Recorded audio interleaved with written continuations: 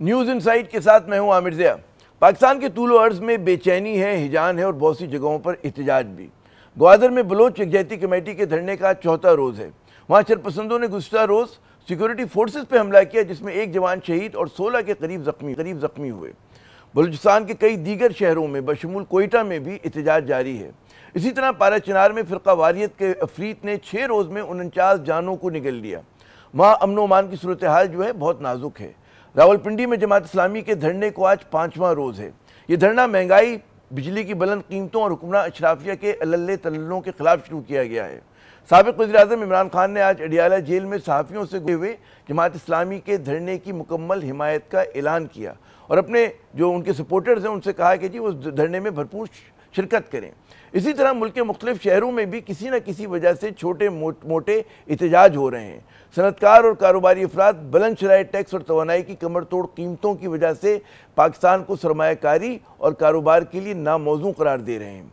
उनका कहना है कि जी पाकिस्तान से सिर्फ सरमाया ही नहीं बल्कि बहुत से पाकिस्तानी भी जो पढ़े लिखे पाकिस्तानी हैं वो बैरून मुल्क मुंतकिल हो रहे हैं।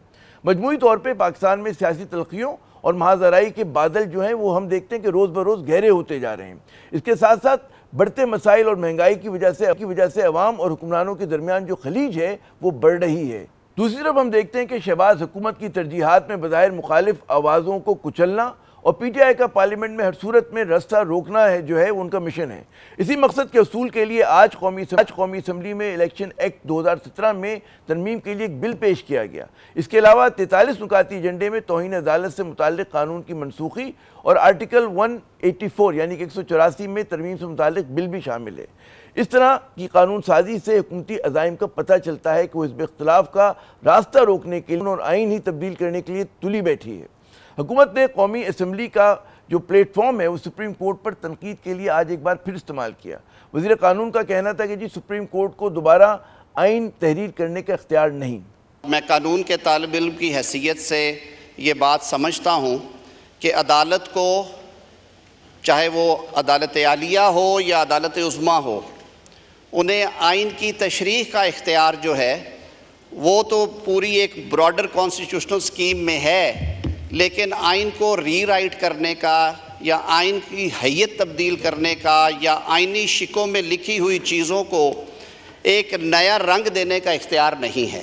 और हुकूमती तर्जुमान यानी कि वज़ीर इत्तलात अताउल्लाह तारड़ साहब आज फिर जो है पीटीआई पे तनकीद करने में पेश थे। उन्होंने एक बार फिर वही इल्ज़ामात दोहराए जो उस जमात पर गुज़श्ता 9 मई यानी कि 2023 से लग रहे हैं, मुसलसल लग रहे हैं, लेकिन हुकूमत के एजेंडे पर अवामी मसाइल कहीं नज़र नहीं आ रहे। तो आज जो आप कह रहे हैं कि नुमाइंदा मुकर्रर किया जाए आपसे बातचीत करने के लिए, आपकी समझ नहीं आती है कि कभी गिरेबान पकड़ लेते हैं, कभी पैर पकड़ लेते हैं। ये यकदम सफ़र कैसे तय होता है? इनका जो सोशल मीडिया सेल पकड़ा गया है उसके ताने बाने मुल्क दुश्मनों से मिलते हैं। तो जनाब मुबसरीन जो है इल्ज़ाम लगा रहे हैं कि इस तरह के इक़दामात ये ज़ाहिर करते हैं कि शहबाज हुकूमत मुल्क में सियासी हिद्दत में कमी के मामले पर संजीदा नहीं। पाकिस्तान तहरीक इंसाफ की तरफ से भी मिले जुले इशारे मिल रहे हैं। इस्टेब्लिशमेंट से मामला ठीक करने की ख्वाहिश अपनी जगह, लेकिन साबिक़ वज़ीर-ए-आज़म इमरान खान मखलूत हुकूमत से गुफ्तगू के लिए कोई लचक दिखाने के लिए तैयार नहीं और अपने कारकुनों और हिमायतियों को उन्होंने नए इंतखाबात की तैयारी का हुक्म दिया है। अच्छा, लेकिन सवाल पैदा होते हैं कि क्या मुल्क जो है फरवरी 8 को भी इंतखाबात में उसके ठीक 5 माह बाद नए इंतखाबात के लिए तैयार है? क्या ये सोच हकीकत पसंदाना है? ये एक बहुत ही अहम सवाल है। लेकिन पाकिस्तानी सियासत को बंद गली से निकालने के लिए बहुत सी आवाज़ें नए मुनसिफाना इंतखाबात को ही वाहिद हल करार दे रही हैं। लेकिन इन नाजुक माशी और सियासी हालात में कोई रास्ता पाकिस्तान के लिए आसान नहीं, क्योंकि हुक्मरान अशराफिया जो है उसे मुल्क से ज़्यादा अपने मफादात जो हैं वो अजीज़ हैं। इसी तरह हम देखते हैं कि पीटीआई की जो मुश्किलात हैं उसमें भी किसी किस्म की कमी के कोई इम्कान हमें फ़िलवक्त नज़र नहीं आ रहे। बात करते हैं पीटीआई की सीनियर रहनुमा मोहतरमा ज़रताज गुल साहिबा से, MNA हैं और साबिक़ वज़ीर भी। बहुत शुक्रिया ज़रताज गुल साहिबा अपना कीमती वक्त देने का। सबसे पहले तो ये बताइए कि आप हुकूमत की इन कोशिशों को किस नज़र से देखती हैं कि जो इलेक्शन एक्ट 2017 में वो तरमीम की बात कर रहे हैं? क्या बिल्कुल वाज़ेह मकसद नहीं कि जो 41 पीटीआई के अरकान हैं उनको किसी भी तरह से हल्फ लेने से रोका जाए? जनाब बिल्कुल जी, इन्होंने पहले दिन से हमें तस्लीम नहीं किया, ये हमारा मैंडेट नहीं एक्सेप्ट करना चाहते हैं اور ابھی تک جتنا ظلم جبر ہو رہا ہے وہ صرف اسی لیے ہو رہا ہے کہ کسی طریقے سے بھی عمران خان کی پارٹی کو ختم کیا جائے. وہ تو خیر ختم نہیں ہوئی, الحمدللہ 3 کروڑ سے زیادہ ووٹ 8 فروری کو ہمیں ہی پڑا. اس کے بعد اگر آپ دیکھیں تو ہر وہ ٹیکٹک استعمال کی جا رہی ہے اور ہر وہ آئین کو استعمال کیا جا رہا ہے. ان کو اچھا بھی وہی لگتا ہے, امینڈمنٹ بھی وہی کرتے ہیں کہ کسی طریقے سے ہمیں مائنورٹیز میں چینج کر دیا جائے. ابھی سپریم کورٹ نے, حالانکہ بڑا ڈیلیڈ ڈیسیجن ہوا ہے, لوگ کہتے ہیں جی فیور میں ہوا ہے یا آپ کو جی انصاف میں شروع ہو گیا, حالانکہ ہمیں تو بڑا ڈیلے 8 فروری کو الیکشن ہوا ہے, اب جا کے یہ ہماری پارٹی کی واپس بحال ہوئی ہے یا ہماری مخصوص نشستیں ہمیں ملی ہیں جس کے اوپر بندر بانٹ جو ہے وہ کر دی گئی تھی پارلیمان کے اندر, اور جو اپنے آپ کو جمہوری پارٹی کہتی ہیں. تو ابھی بڑا ڈیلے ہمارے حق میں فیصلہ آیا ہے, لیکن پھر بھی ہم اس کے اوپر خیر بڑے خوش ہیں کہ چلو دیر سے صحیح کوئی بات نہیں لیکن انصاف تو ملا. لیکن اگر آپ دیکھیں اب کسی بھی طریقے سے جی سپریم کورٹ نے کہا کہ آپ 15 دن کے اندر آپ اپنے ایفیڈیوٹ جمع کروا دیں. اب ایک انڈیپینڈنٹ الیکٹڈ نمائندہ ضیاء صاحب جو کہ کہتا ہے جو اپنا 1.5 لاکھ ووٹ لے کر آیا, 50,000 ووٹ لے کر آیا, اس کی مرضی وہ جس پارٹی کو جو ہے وہ اس میں جانا چاہے, وہ اب 41 کے 41 ایفیڈیوٹ پاکستان تحریک انصاف کے پاس جمع کرا چکے ہیں, اور وہ پاکستان تحریک انصاف عمران خان کے نام پہ ہی ووٹ لے کر آئے تھے چاہے ان کا سمبل کوئی بھی تھا. Now I do not understand کہ یہ جو حکومت ہے, یہ جو پی ڈی ایم ہے, اسپیشلی جو پی ایم ایل ہے, کہ ان کے آنکھوں کے اوپر اقتدار کی پٹی بن گئی ہے, یہ اپنی سیاست ختم کرنا چاہتے ہیں, یہ ہر غیر جمہوری فیصلہ امینڈمنٹ کرنا چاہتے ہیں جس طریقے سے ہماری سیاست کو یہ ختم کرنے کی کوشش کریں, لیکن سیاست ان کی اپنی ختم ہو رہی ہے.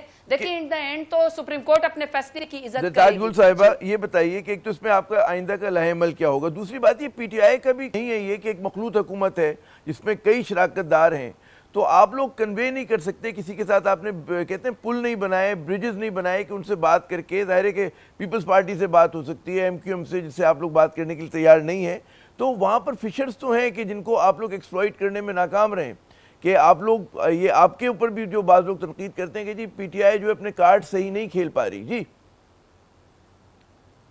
نہیں, میں تو سمجھتی ہوں عامر صاحب کی اصل بات یہ کہ جس کے پاس سب سے زیادہ ووٹ ہے اسی کو حکومت کرنے کا حق ہے. ہمارے پاس سب سے زیادہ ووٹ ہے, حالانکہ ہر ظلم ہمارے خلاف کیا گیا, ہمارا پارٹی کا نشان چھینا گیا, ہماری پارٹی کو توڑا گیا, ہمارے لیڈر عمران خان کو 31 سال کی راتوں رات سزا دی گئی, ان کے بیگم صاحبہ ابھی ہمارے پارٹی کارکنان لیڈران ابھی تک بھگت رہے ہیں, اس کے باوجود بھی عوام نے ہمیں ووٹ دیا, تو ہمارا حق ہے کہ ہم حکومت بناتے ہیں. نہیں بنانے دی گئی, حالانکہ سنگل لارجسٹ پارٹی ہم ہیں.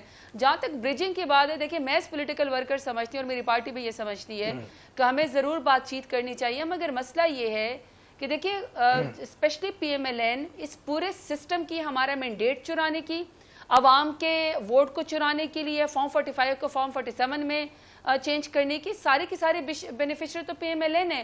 اب مسئلہ یہ کہ جب ہم مذاکرات کرتے ہیں نا تو یہ بڑی ایک تھن لائن ہے, ہمیں اس میں عوام کو سمجھانے کے لیے, اپنے ووٹر کو بات کرنے کے لیے, اپنے ورکر کو یہ بات سمجھانے کے لیے, ان کو تو ہم اس فریم میں ہی اچھے نہیں لگتے کہ جس نے ہمارا مینڈیٹ چوری کیا ہم ان کے ساتھ بیٹھ جائیں. جہاں تک بریجنگ کی بات ہے, دیکھیں پولیٹیکل پارٹی کے ساتھ آپ بیٹھ ضرور سکتے ہیں, لیکن عامر صاحب پولیٹیکل پارٹی کے ساتھ بیٹھنے کے لیے نا آپ کو مذاکرات کی ٹیبل پہ بیٹھنے کے لیے برابری چاہیے. یہاں کیا ہو رہا ہے, ایک طرف مذاکرات کی بات کرتے ہیں تو دوسری طرف جو ظلم کے پہاڑ ہماری پارٹی کے خلاف توڑے ہوئے ہیں.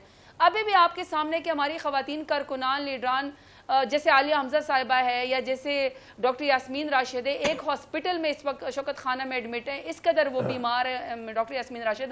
عالیہ حمزہ کا اگر آپ ویٹ دیکھیں اس قدر وہ کمزور ہو چکی ہیں, 12 مہینے سے جیل کاٹ رہی ہیں, کبھی ان کا فزیکل ریمانڈ ہوتا ہے, کبھی جوڈیشل ریمانڈ ہوتا ہے, تاریخ پہ تاریخ ہو جاتی ہے, کبھی جج کو تبدیل کر دیا جاتا ہے. مطلب ان کے ساتھ بیٹھنا کس طرح ان کو بتائیں کہ ہمیں عوام اس فریم میں نہیں دیکھتی ہے. میں مطلب یہ سمجھوں کہ لب لباب یہ کہ جی حکومت یا نون لیگ جو ہے حالات کو سازگار کرے کہ جہاں پہ مذاکرات ہو سکیں, لیکن جیسے پاکستان پیپلز پارٹی 12 کہہ چکی ہے کہ جی جب الیکشن ہوئے تھے تب بھی ہم نے پی ٹی آئی سے درخواست کی تھی کہ وہ آپ کے وہ لیڈ لے, حکومت بنا لے.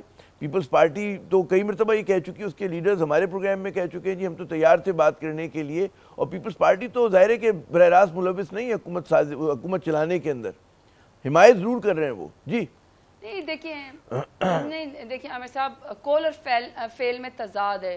دیکھیں نا اس کی وجہ ہے کہ فار ایگزامپل انہوں نے کہا کہ ہم مینڈیٹ چوری میں ساتھ نہیں شامل ہوتے. پی ڈی ایم 1 بھی یہ لوگ اس سے آتے ہیں جب ہماری حکومت کو 22 के अंदर ज़बरदस्ती रजीम चेंज के ज़रिए गिराया गया था, तो उस वक्त अगर पीपल्स पार्टी चाहती तो वो कंधा ना देती। लेकिन ज़मीर फरोशी के जो पूरा बकरी मंडी लगाई गई थी, जो 20 करोड़ में बिके थे, वो तो सारा सिंध हाउस में जरदारी साहब जो है उनके सरगनात हैं। अच्छा चलो वो वक्त भी गुजर गया। फिर निगरान हुकूमतों में जो जुल्म जबर हमारी पार्टी के और कानून के खिलाफ हुआ है, उसमें से बहुत सारे बगल बच्चे जरदारी साहब के भी थे, उन्होंने एक लफ्ज़ भी नहीं बोला जब ख़वातीन को सड़कों के ऊपर घसीटा जाता था, जब उनको मारा जाता था। 60% ख़वातीन पाकिस्तान की तारीख में सबसे ज़्यादा जेलों के अंदर सियासी कैदी बनी, वो इन्हीं PDM 1 और PDM 2 में बनी, और पीपल्स पार्टी नहीं बोली। अभी भी इस दफ़ा अगर फर्ज करे वो ये कहती है, नहीं मामी साहब सिर्फ लास्ट पॉइंट, अगर वो कहती है कि हम हमारे साथ मुज़ाकरात करना चाहते हैं या वो हमारे साथ बैठना चाहते हैं ना, तो अभी ये जो इतना ट्रिलियन का उन्होंने एक वो क्या बजट जो पेश किया है, उसमें तो आवाम का तो कोई बेनिफिट नहीं है। अगर वो चाहते तो वोट ना दे देना बजट के लिए, लेकिन बजट के लिए वो बैठे हैं, उनकी मजबूरी है, वो चाहते हैं कि जी मतलब हुकूमत गिरे भी ना, कुर्सी में पाकिस्तान में बुरान भी ना। अच्छा मैं इससे पहले कि और संजीदा सवालात की तरफ आऊं, नहीं वो जुर्म भी करना चाहते हैं, वो जुर्म भी करना चाहते हैं, लेकिन शरीक जुर्म मैं कह रहा हूं उससे पहले मैं दीगर संजीदा सवालात की तरफ आऊं। ये बताइए कि एक बड़ा तासुर दिया जा रहा है मीडिया में, सोशल मीडिया में, कि कुछ बहुत सारे आपके अरकान PTI के नाराज़ हैं, एक दूसरे पे शकूक व शुबहात का उनका शिकार हैं। अब जैसे आज मैं एक शॉट सुन रहा था शेर अफजल मरवत साहब का, उनके कुछ गिले शिकवे हैं, अगर आप इजाज़त दें 20-25 सेकंड का आप भी सुन लें, फिर ज़रा रिस्पॉन्ड कीजिएगा। PCR अगर आप उसको सुना सकें हमें नाज़रीन के लिए। जो माफी ज़मीर था मैंने बयान किया, वो मैंने गिला किया कि ये जो आए दिन लोग बयानात मेरे खिलाफ देते हैं। अब हामिद खान को देखें, हर माह या 1.5 माह के बाद ये कोई मुतनाज़ा बयान दे देता है, कल वो फिर बोला है खामखा में। ओ भाई अल्लाह के बंदे, कब्र में पाँव लटकाए बैठे हो, बूढ़े आदमी हो, कमबख्त, और तुम जो है ना 1.5 माह बाद ये अपनी मौजूदगी का एहसास इसी तरह दिलाता है कि कोई मुतनाज़ा। जरदार साहिबा क्या पोजीशन है मरवत साहब की पार्टी में, क्या कहती हैं? एक तरफ तो मकबूलियत भी इनको काफ़ी हासिल है, लेकिन तनकीद भी बहुत होती है। जी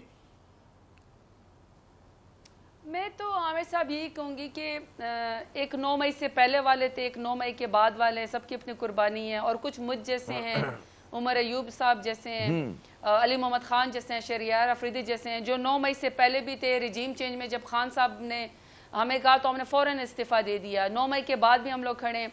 हमारी चूँकि एक पॉलिटिकल ट्रेनिंग पॉलिटिकल पार्टी के अंदर हुई, हम डिसिप्लिन की खिलाफ वर्जी नहीं करते। आई विश के अगर फ़र्ज़ करे शेर अफजल मरवत साहब को गिला है हामिद खान साहब से, वो समझते हैं कि उन्होंने मुतनाज़ा बयान दिया, तो वो मुतनाज़ा बात का जवाब मुतनाज़ा ना तरीके से देते। आई विश कि वो पार्टी फोरम के अंदर ही बात करते हैं।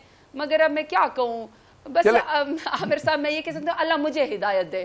चले अल्लाह सबको हिदायत दे, हम सबको हिदायत की ज़रूरत है। बड़ी अच्छी बात की आपने, हमारे हुक्मरानों को हिदायत की ज़रूरत है, सहाफ़ियों को हमें भी हिदायत की ज़रूरत है, और ज़ाहिर है कि हिज़्ब इख्तिलाफ़ आपको भी है। अच्छा ये बताइएगा, तासुर ये दिया जा रहा है कि आपकी जमात की तरफ से इस्टेब्लिशमेंट से मामलात को सीधा करने की कोशिशें दोबारा से तेज़ हुई हैं, और इसी तनाजुर में जो इमरान खान साहब का बयान है, या बयान जिसको कोट किया जा रहा है कि जिन्होंने आर्मी चीफ को कोई पैगाम भेजा है, क्या है इसका, किस तनाजुर में देखना चाहिए इसको? ये अमित जैसे मैं आपको एक बात कहूँ, ये चूँकि बड़ी एक जिसको कहते हैं ना, ये स्टेटमेंट को बात करने के लिए अल्फाज बहुत बेहतर ढूंढने पड़ते हैं, क्योंकि उसका मतलब शायद मैं समझाने की कोशिश करूँ आवाम को आपके चैनल के लिहाज से।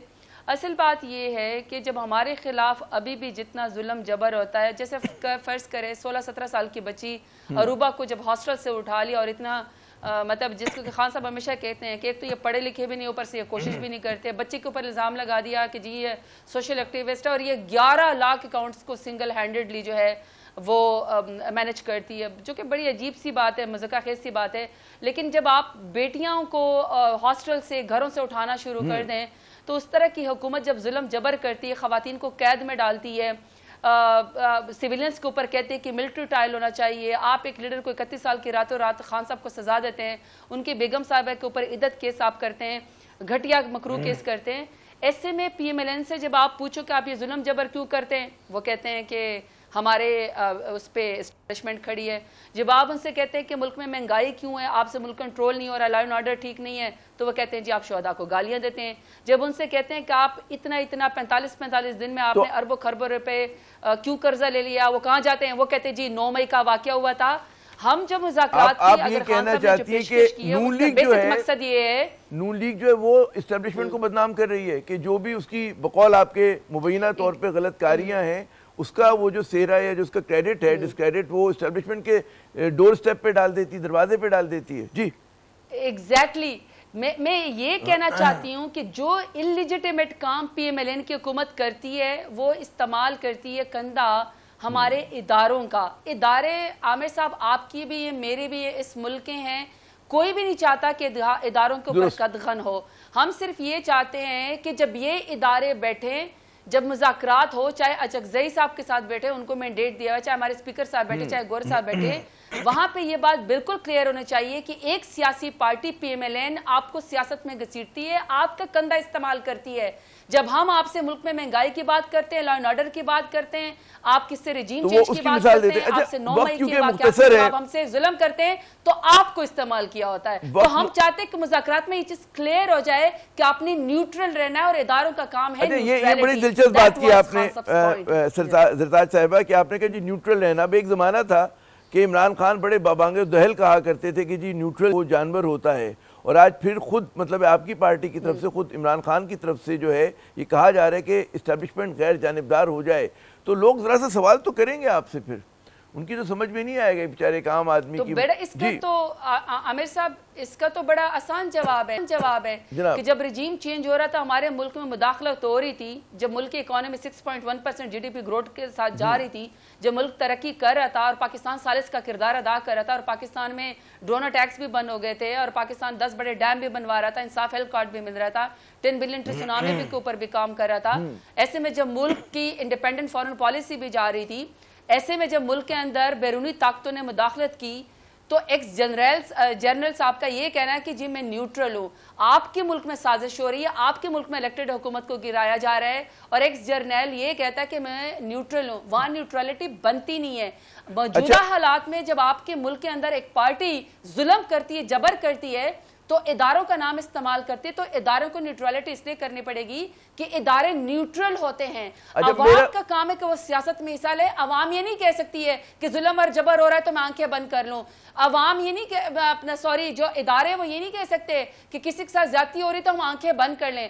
ظلم جبر پہ سیاست پہ آنکھیں بند نہ کریں لیکن اپنا کیپٹل کسی پولیٹیکل پارٹی کی جھولی میں نہ ڈالے. That's the difference. چلیے آپ کا تناظر ہوا. اچھا آخری سوال میرا کیونکہ سیگمنٹ کا وقت ختم ہو رہا ہے کہ پی ٹی آئی کی مقبولیت اپنی جگہ بالکل آپ کو 8 فروری میں ووٹ بھی پڑے لیکن جو آپ لوگوں کی حکمت عملی ہے چاہے وہ کہتے ہیں نا کہ اسمبلیاں توڑنے کی ہو چاہے پارلیمنٹ سے استعفیٰ دینے کی ہو یا اب بھی جو جلسے جلوس ہوئے یا جو آپ کی احتجاجی سیاست ہے وہ افیکٹو نظر نہیں آ رہی اس سے آپ کی مشکلات میں اضافہ ہو رہا ہے.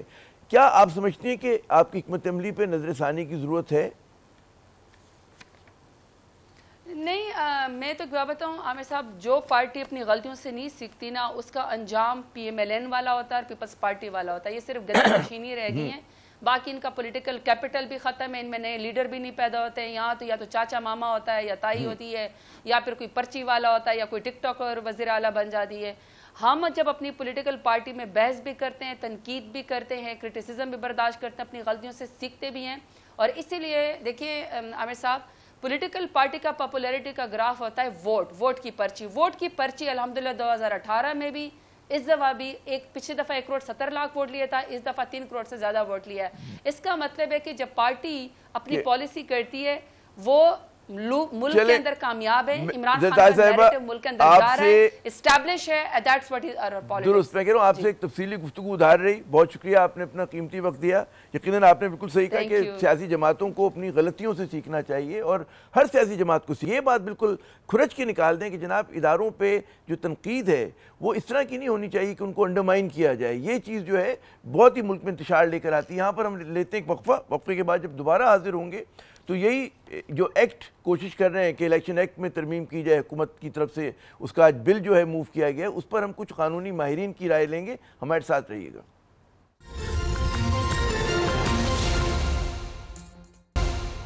جناب پروگرام میں ایک مرتبہ پھر خوش آمدید. حکومت نے آج الیکشن ایکٹ 2017 میں ترمیم کے لیے ایک بل پیش کیا جس کا واضح مقصد نظر آتا ہے کہ کسی بھی صورت میں جو پی ٹی آئی کے 41 اراکین ہیں ان کو اپنی جماعت کا حلف لینے سے روکا جائے. اس کے کیا اثرات ہوں گے؟ ہمارے ساتھ موجود ہیں معروف قانون داں جناب عابد زبیری صاحب، ان سے پوچھتے ہیں کہ اس کے کیا اثرات ہوں گے اور اس سے کیا عدالت میں یعنی کہ عدلیہ میں اور ہماری جو پارلیمنٹ ہے اس میں کیا تضاد مزید بڑھے گا. بہت شکریہ عابد زبیری صاحب اپنا قیمتی وقت دینے کا. کیا یہ جو حکومت کوشش کر رہی ہے الیکشن ایکٹ میں ترمیم کی اور ایک ان کا بڑا ہدف بالکل کلیئر کٹ نظر آ رہا ہے، کیا آپ کو لگتا ہے کہ اس سے یہ سپریم کورٹ کے احکامات کی خلاف ورزی ہے؟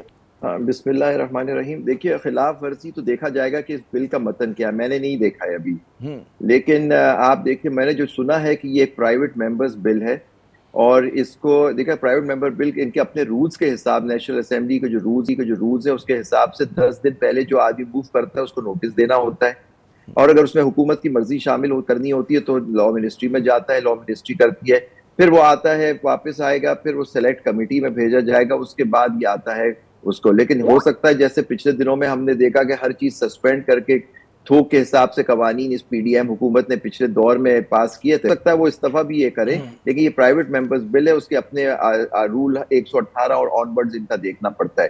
یہ تو ایک بات ہوئی اس کی کہ یہ کس طرح سے اس کا پروسیجر انہوں نے فالو کرنا ہے اس کو بل کو ایکٹ پہ بنانے کے لیے، پاس کرنے نیشنل اسمبلی سینٹ اور پھر صدر مملکت اس پہ دستخط کریں، پھر وہ ایک ایکٹ بن جاتا ہے یعنی قانون بن جائے گا.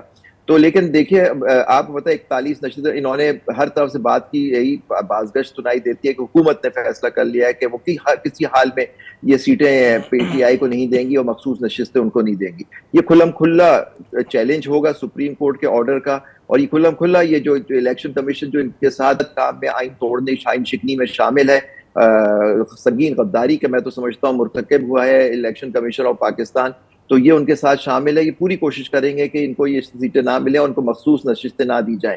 کسی طرح یہ مخصوص نشستیں اس پی ڈی ایم حکومت کو فارم 47 کی حکومت کو مل جائے تاکہ یہ آئینی ترمیم کر سکے، جو ان کے پاس ابھی عددی نمبر پورے نہیں ہیں پارلیمنٹ کے اندر.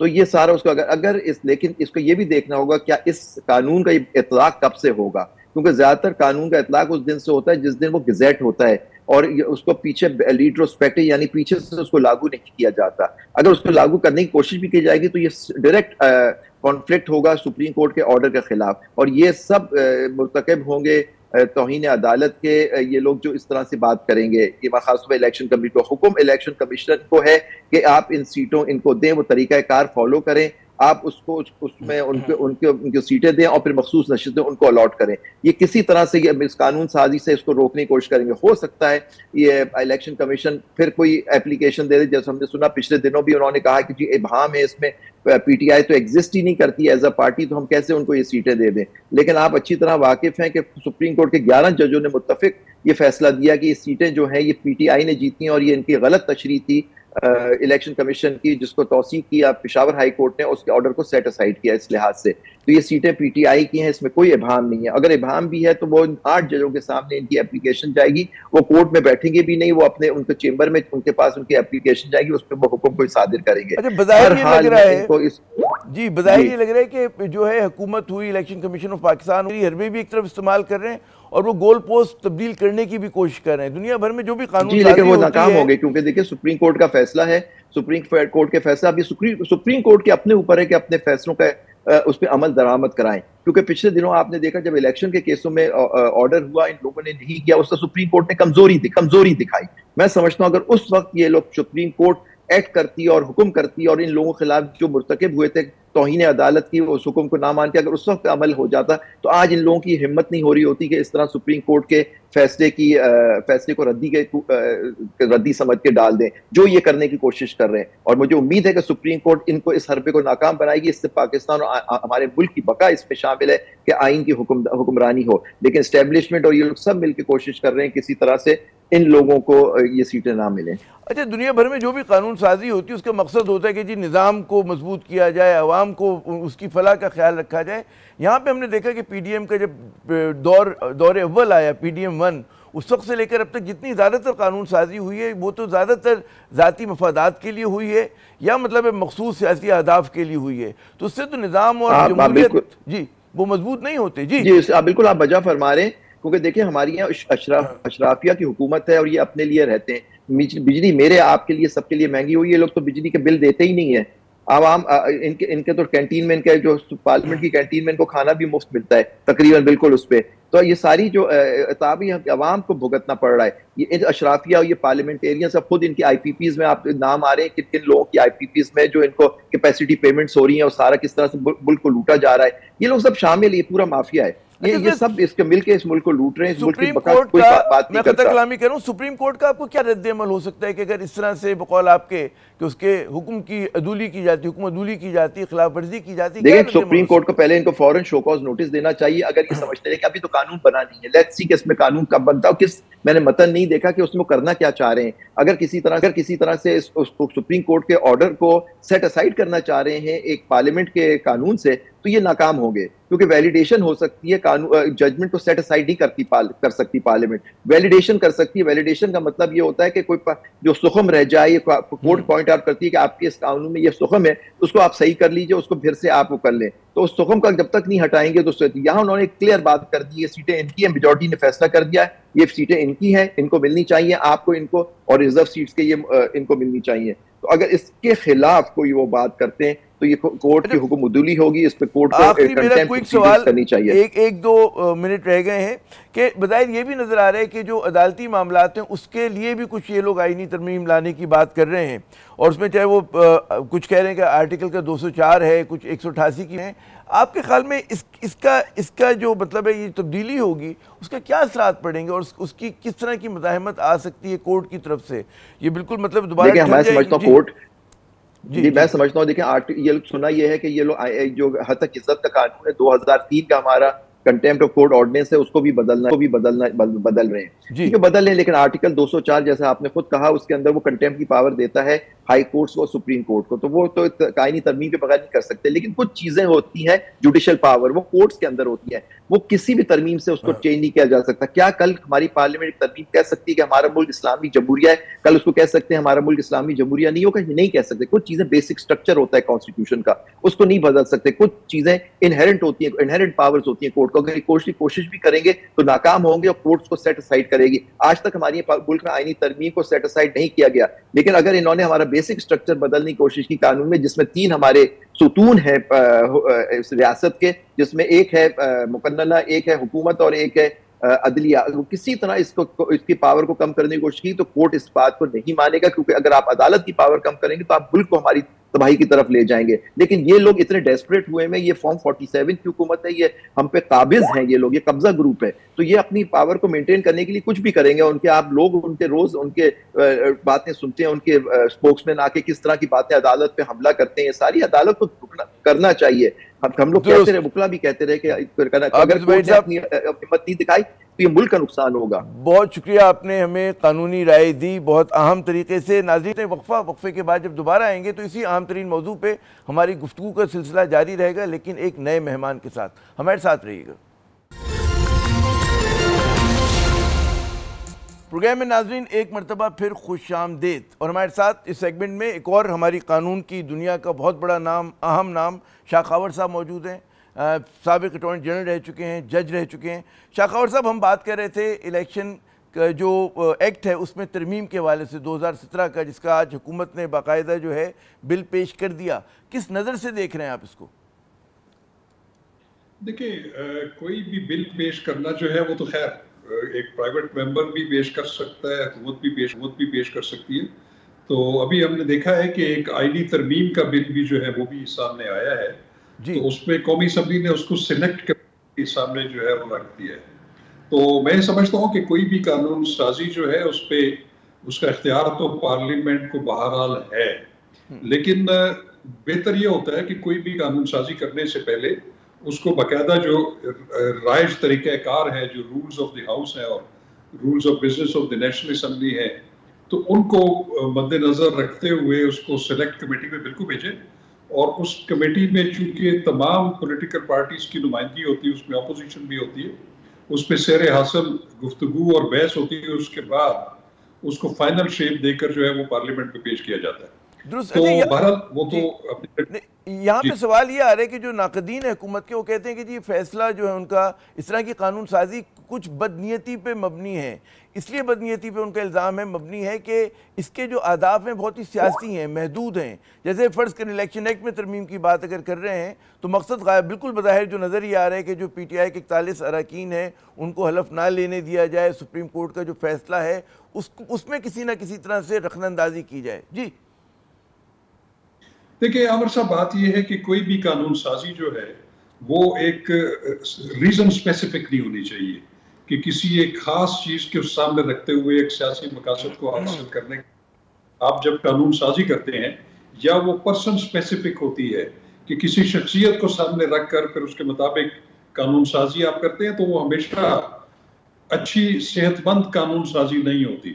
اور اس صورت میں یہ ہوتا ہے کہ پھر آئین کا آرٹیکل 8 ہے آئین پاکستان کا, وہ جو ہے اعلیٰ اختیار دیتا ہے کہ وہ کسی بھی ایسے قانون یا اس کی کسی شک کو جو ہے کالعدم قرار دے سکتی ہے کہ جب وہ دیکھے کہ وہ آئین میں دیے گئے جو بنیادی حقوق ہیں شہریوں کے, اس سے اگر کوئی پروویژن جو ہے وہ متصادم ہو تو اس پہ پھر ہائی کورٹ یا سپریم کورٹ جو ہے اس کو سٹرائک ڈاؤن کر سکتی ہے. تو ایسا ہم نے دیکھا ہے کہ ماضی میں بھی جیسی ترامیم جب پاس ہوئی جو کہ گروپ سپیسیفک تھی یا پرسن سپیسیفک تھی یا ایک خاص پولیٹیکل زاویے کو سامنے رکھ کر اگر وہ کی گئی ہیں, تو میں سمجھتا ہوں کہ اس کی جو ہے وہ حوصلہ افزائی نہیں ہونی چاہیے اور تمام ہاؤس کو ساتھ لے کر چلنا چاہیے. اچھا, جو پی ڈی ایم کا یا نون لیگ کا ٹریک ریکارڈ ہے اس کو دیکھتے ہوئے تو لوگ الزام یہی لگاتے ہیں کہ جی بہت ہی جیسا کہ آپ فرما رہے ہیں کہ پرسن اسپیسیفک کی گئی یا محدود سیاسی مقاصد کو حاصل کرنے کے لیے کی گئی. تو یہ جو چیز ہے مطلب ہے ایک شبہ کہتے ہیں شک و شبے کو جنم دیتی ہے, اور جو ایک تاثر جاتا ہے کہ جی ہمارے اداروں کے ساتھ ہیں, ہمارے یہاں جو ہے مطلب یہ چیزیں ٹریک پہ نہیں چل رہی, اس کو مضبوط کرتی ہے. جی کیا خبر صاحب؟ جی عامر, بالکل میں آپ سے اتفاق کرتا ہوں. اس کی وجہ یہ ہے کہ ابھی ایک سپریم کورٹ آف پاکستان کی ججمنٹ آئی اور اس میں انہوں نے جو ہے وہ جو 41 اراکین ہیں جس کا مین ایشو ہے اس وقت, جس پہ گورنمنٹ بڑی سینسٹیو ہے, اس پہ متعلق انہوں نے ایک آرڈر پاس کیا ہے کہ آپ نے 15 دن کے اندر اندر ان کو جو ہے ان کی رائے لینی ہے. اگر وہ بیان حلفی دے تو ان کو آپ پاکستان تحریک انصاف کے جو ہے پارلیمانی پارٹی کے جو ہے ان کے ممبرز کی حیثیت سے ان کو آپ ڈکلیئر کریں گے.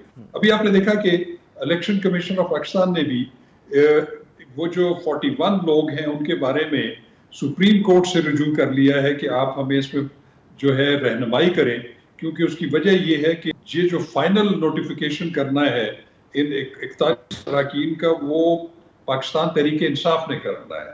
لیکن اب الیکشن کمیشن کے مطابق یہ پرابلم ہے کہ چونکہ ابھی ان کی جو کمپوزیشن ہے الیکشن ان کے جو ہے ہوئے نہیں ہیں, تو اس کا کون چیئرمین ہے, کوئی سیکرٹری جنرل ہے, وہ الیکشن کمیشن میں جو ہے وہ رجسٹرڈ نہیں ہے.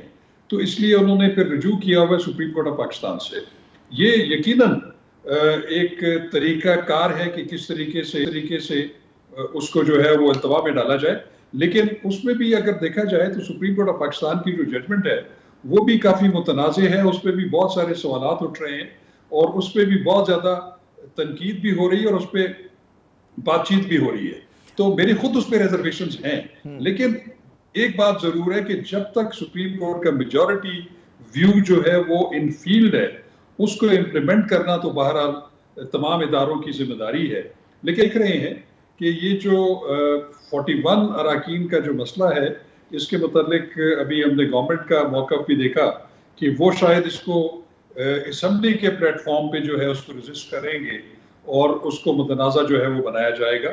تو میں سمجھتا ہوں کہ آگے جو ایک تنازع کھڑا ہو جائے گا یا آپ ایک کہہ لیں کہ ایک ہیٹڈ ماحول ہوگا, وہ مجھے نظر آ رہا ہے کہ وہ پارلیمنٹ اور عدلیہ کے درمیان ہوگا. جی بالکل آپ نے درست کہا کہ نہیں ہونا چاہیے. اب مزید تفصیلی گفتگو کرتے ہیں شاہ خاور صاحب, لیکن کیا کیا جائے کہ پروگرام کا وقت ختم ہو رہا ہے. بہت شکریہ, آپ نے اپنا قیمتی وقت دیا ہے. یقیناً ناظرین, ایک تو مطلب تقسیم بری چیز ہے, وہ سمجھتے ہیں کہ جی پاکستان کی سیاست میں اور ہمارے جو اداروں میں توازن اور اعتدال کی بہت سخت ضرورت ہے, اور اس طرح کی کوئی بھی قانون سازی اگر عوام کے مفاد میں ہوتی تو سب لوگ اس کو خوش آمدید کہتے ہیں, لیکن اگر ذاتی مفادات کے لیے اور محدود قسم کے سیاسی کہتے ہیں نا کہ فائدے حاصل کرنے کے لیے ہو تو وہ ملک کے لیے, نظام کے لیے, جمہوریت کے لیے نقصان دہ ہے. عامر ضیاء کو اگلے پروگرام تک کے لیے اجازت دیجیے گا.